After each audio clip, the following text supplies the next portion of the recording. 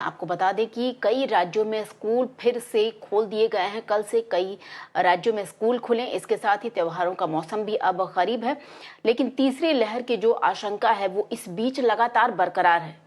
वो आशंका अभी दूर नहीं हटी है।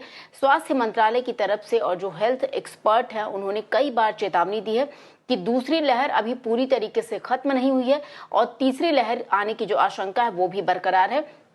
इसलिए इस दौरान कोविड के जो सख्त नियम है उनका सख्ती से पालन होना चाहिए, उनको दरकिनार नहीं किया जाना चाहिए। और इसके साथ ही केंद्र सरकार, आपको बता दें, देश में जरूरी मेडिकल स्टाफ की उपलब्धता की समीक्षा कर रहा है और केरल में कोविड मामलों में आई तेजी की निगरानी भी कर रहा है।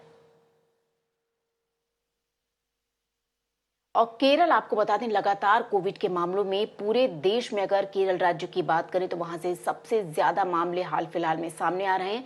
बीते 24 घंटे की अगर आपको बात बताएं तो केरल में 32,803 जो मामले हैं कोरोना के नए मामले दर्ज किए गए हैं, जबकि 173 लोगों की इसमें मृत्यु भी हुई है कोविड की वजह से। 2 दिनों की मामूली गिरावट के बाद आपको बता दें ये डराने वाला उछाल सामने देखने को मिला है।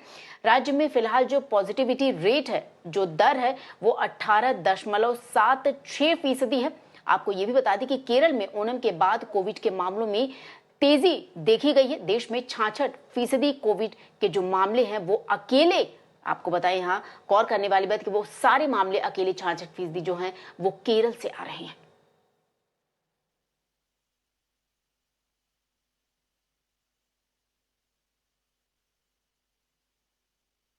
और पूरे देश में कोविड के हालात पर केंद्र सरकार की जो नजर है वो लगातार बनी हुई है। केरल में कोविड के बढ़ते मामलों के बीच केंद्रीय स्वास्थ्य मंत्री मनसुख मंडाविया ने केरल के पड़ोसी जो राज्य हैं, आपको बता दें, कर्नाटक है, तमिलनाडु है, वहां पर कोविड-19 की स्थिति की समीक्षा की है। और मंडाविया ने दोनों राज्यों से स्वास्थ्य मंत्रियों के साथ टेलीफोन पर बातचीत की और वायरस के प्रसार को रोकने के लिए जरूरी कदम उठाने की जो जरूरत है उस पर जोर दिया, उस पर बल दिया, ताकि जो केरल से उसका प्रसार ना हो पाए कोविड का। इन दोनों राज्यों में साथ ही साथ केंद्रीय स्वास्थ्य मंत्री ने कर्नाटक और तमिलनाडु दोनों से अपने जो सीमावर्ती क्षेत्र है वहां पर टीकाकरण जो अभियान है उसे बढ़ाने की, उसमें तेजी लाने की भी बात कही है।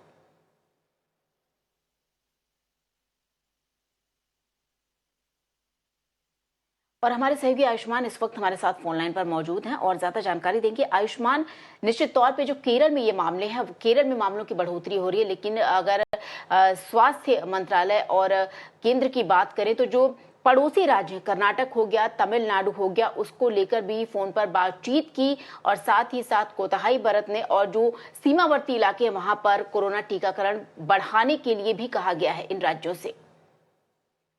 हाँ, बिल्कुल श्वेता, देखिए, जब कोरोना के केसेस देश में ज्यादा थे उस समय पॉजिटिविटी रेट ज्यादा थी और डिस्ट्रिक्ट के नंबर ज्यादा थे, लेकिन अब देश में कोरोना के केसेस 30 से 40,000 के बीच में हैं।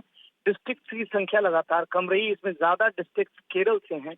तो कहीं ना कहीं मामलों का जब कंसोलिडेशन किसी एक राज्य में होता है और किसी एक जिले में ज्यादा केसेस बढ़ते हैं तो उससे अगल बगल वाले जिलों को भी या फिर राज्यों को भी खतरा होता है। इसे स्पिल ओवर इफेक्ट कहा जाता है, जो कि हमने दिल्ली में देखा था। जब दिल्ली में मामले बढ़ रहे थे तो उन्हीं मामलों का एक तरीके से असर हरियाणा और पंजाब में पड़ा था, जिसको लेकर स्वास्थ्य मंत्रालय ने ये बात साफ कही थी।